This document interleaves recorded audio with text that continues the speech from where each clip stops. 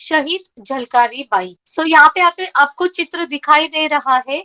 वहां पे एक छोटा सा लड़का बैठा है, यहाँ पे कई लोग बैठे हैं और वो जो रानी लक्ष्मीबाई बैठी है उनका चेहरा दुखी दिखाई दे रहा है।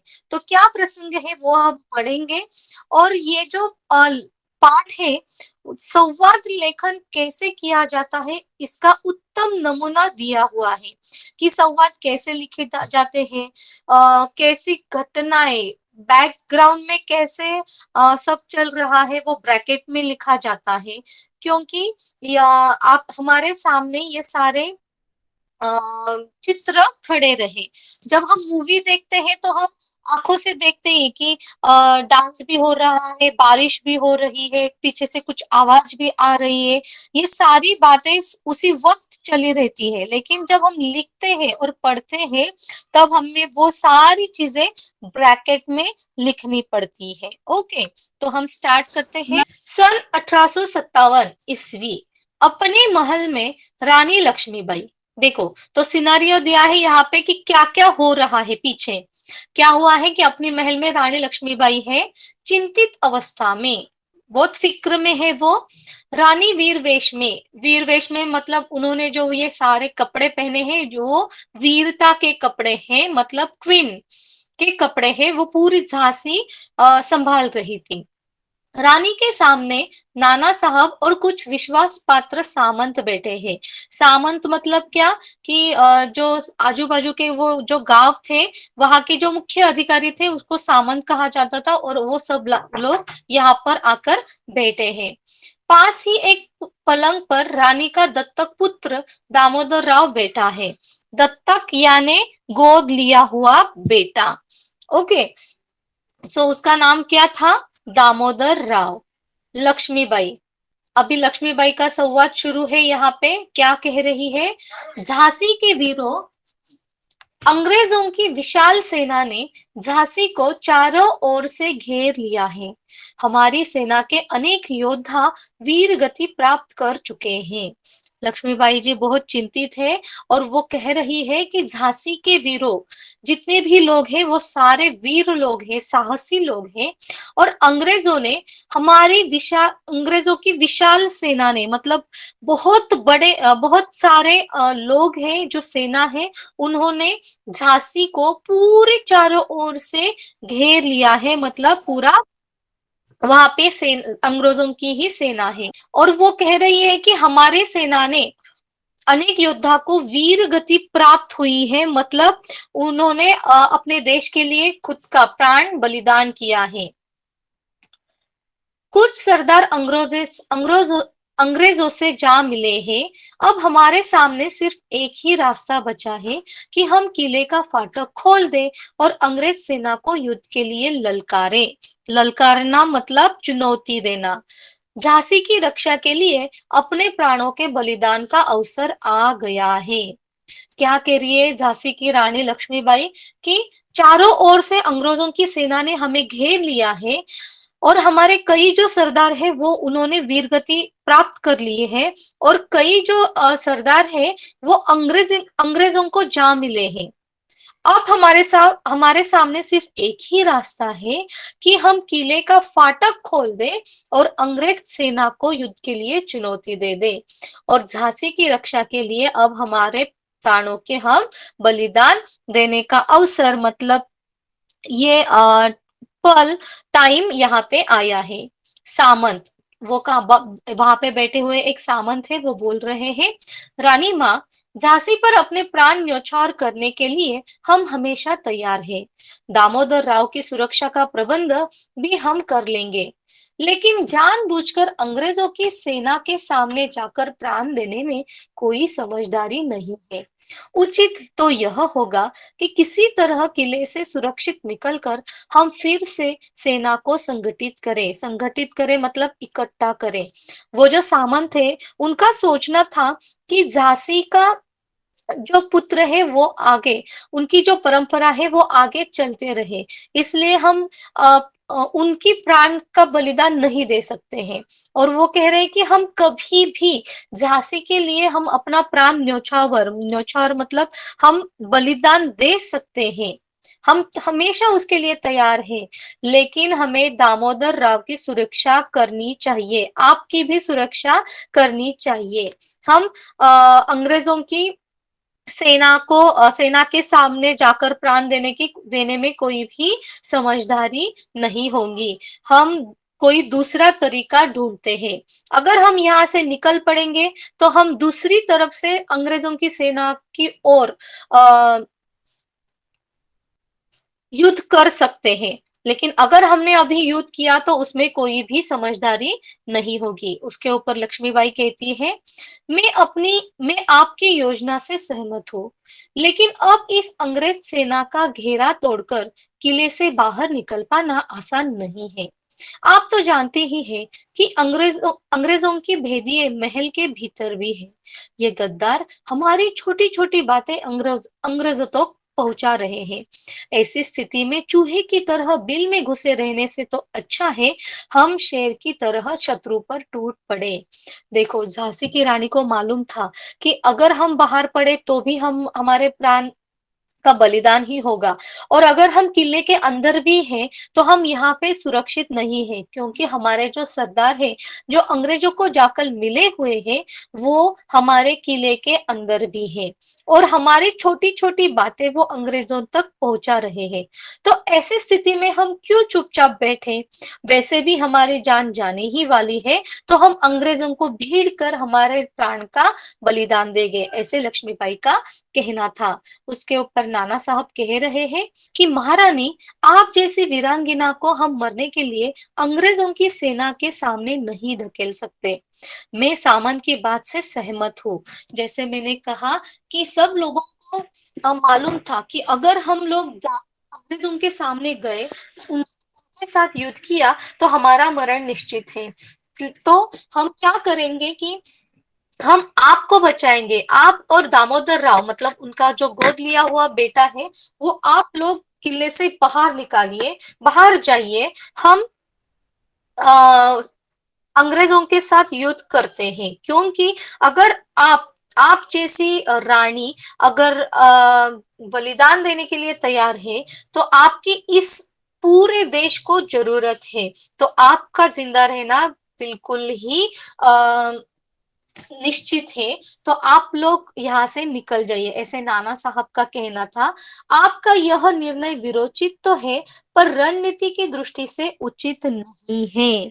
तो क्या कह रहे हैं नाना साहब कि आपका निर्णय विरोचित है, मतलब हम मान भी लेते हैं, लेकिन रणनीति की दृष्टि से यह उचित मतलब योग्य नहीं, हमें कोई दूसरा रास्ता निकालना होगा। क्या कह रहे हैं नाना साहेब कि हमें कोई दूसरा रास्ता निकालना होगा। आपकी पराजय केवल रानी लक्ष्मीबाई की पराजय नहीं होगी, वह झांसी की पराजय होगी। यदि झांसी इतनी आसानी से पराजित हो गई, तो पूरे भारत में चल रहा स्वाधीनता संग्राम ही खतरे में पड़ जाएगा। सबकी निगाहें आप पर टिकी हैं। नाना साहब उनको सलाह दे रहे हैं कि यह अगर हमारी पराजय हो गई, तो ये सब आपकी नहीं, तो पूरे झांसी की पराजय होगी, और पूरे भारत में जो स्वाधीनता संग्राम चल रहा है वो भी खतरे में पड़ जाएगा। तभी वहां पे एक दूत का प्रवेश, दूत मतलब सेवक, सो दूत, महारानी की जय। लक्ष्मीबाई, कहो दूत, क्या समाचार लाए हो? दूत, रानी माँ, समाचार शुभ नहीं है। अंग्रेजों की सेना का घेरा झांसी के चारों ओर बहुत कड़ा हो गया है। उन्होंने आपको जिंदा ही पकड़ने की ठान रखी है। देखो कैसी परिस्थिति उस वक्त आई होगी। पूरे चारों ओर से अंग्रेजों की विशाल सेना वहां पे थी। देखो, इतनी बड़ी विशाल सेना, बहुत बड़े, और वो हमारे किले को चारों ओर से उन्होंने घेर लिया है। और किले के अंदर भी हमारे जो सरदार है, वो भी अंग्रेजों को जाकर मिले हैं, और वो भी हमारी सारी बातें अंग्रेजों को बता रही है। और ऐसे टाइम पे अंग्रेज लोगों ने क्या ठान ली है कि हम झांसी की रानी को जिंदा पकड़ने वाले हैं। ओके, तो उसके ऊपर लक्ष्मीबाई क्या कहती है? दूत, तुम जाओ, घटनाओं पर कड़ी निगाह रखो, जो भी बाहर चल रहा है वो हमें आकर बताओ और उसके ऊपर कड़ी निगाह मतलब निगरानी रखो। दूत तेज कदमों से चला जाता। लक्ष्मीबाई, नाना साहब, मैं किसी भी हालत में अंग्रेजों की बंदी नहीं होना चाहती। मैं झांसी की रक्षा करते करते शहीद हो जाना पसंद करूंगी। आप आदेश दें। हम अंग्रेजों पर टूट पड़ना चाहते हैं। देखो, सामने मौत लिखी हुई है ये मालूम था।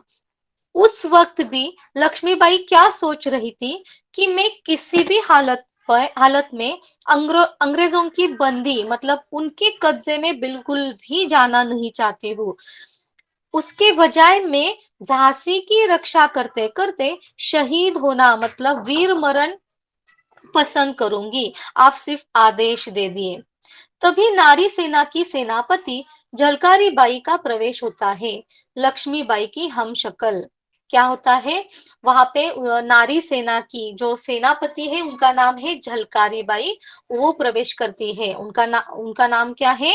झलकारी बाई। वो लक्ष्मीबाई की क्या है? हमशक्ल है मतलब बिल्कुल भी वो लक्ष्मीबाई की तरफ ही उनकी तरफ ही देखती थी, उनकी जैसे ही वो देखती थी।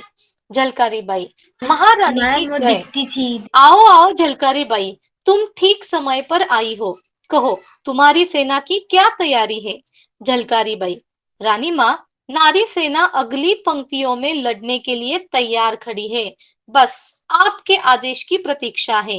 किंतु लक्ष्मीबाई क्या कह रही है झलकारी बाई कि रानी माँ, हमारी जो नारी सेना है वो अगर अपने अभी आदेश दिया तो अभी वो लड़ने के लिए तैयार है। सिर्फ आप आदेश दे दो। लक्ष्मीबाई, किंतु क्या? निसंकोच होकर कहो। निसंकोच मतलब कोई भी संकोच मत रखो और हमें बताओ। झलकारी बाई, गुस्ताखी माफ हो रानी माँ। मुझे इस निर्णायक युद्ध के लिए आपके वस्त्र, पगड़ी और कलगी चाहिए। मतलब जितने भी आपका पोशाक है, जितना भी आपने पहन लिया है, आपके पास है, वो सारे चीजें मुझे चाहिए। लक्ष्मीबाई मुस्कुराकर, ठीक है झलकारी, तुम्हारी यह इच्छा अवश्य पूरी होगी। लक्ष्मीबाई कक्ष में जाती है और एक थाल लाकर झलकारी को देती है। झलकारी उन्हें झुककर प्रणाम करती है।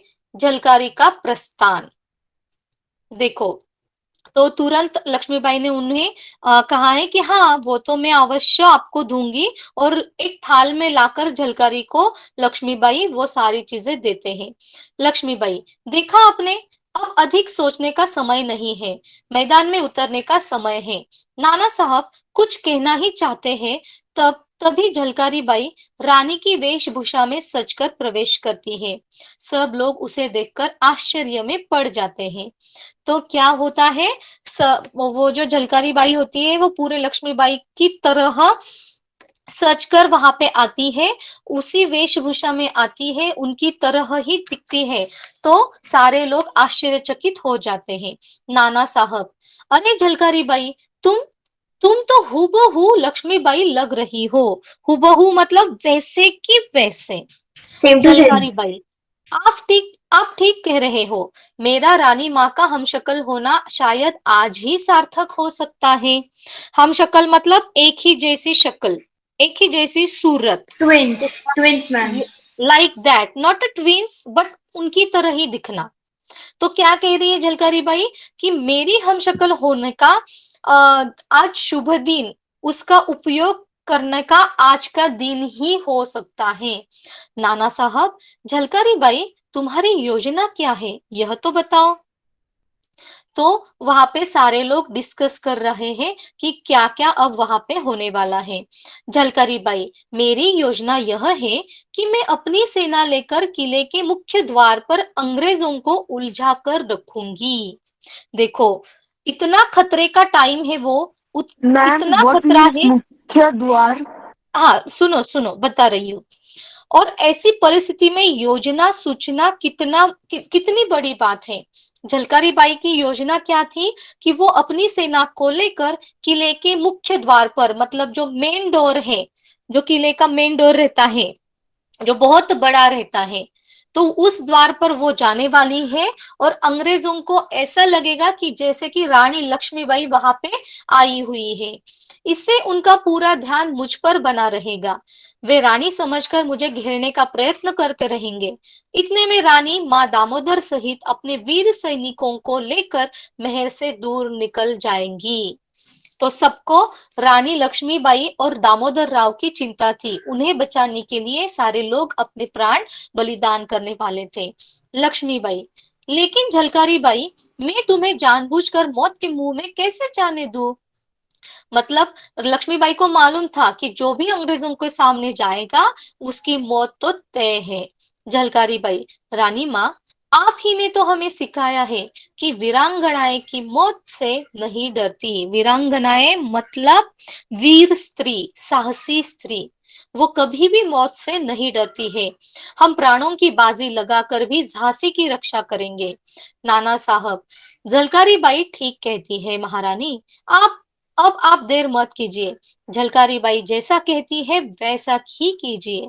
महारानी की जय, झांसी अमर रहे का जय घोष करते झलकारी बाई का प्रस्थान, मतलब वो वहां से चली जाती है। यहाँ तक किसी को कुछ डाउट है? If you like our videos, do share them and subscribe to our channel. If you want awesome quizzes, write to us. Keep watching and keep learning with Walnut.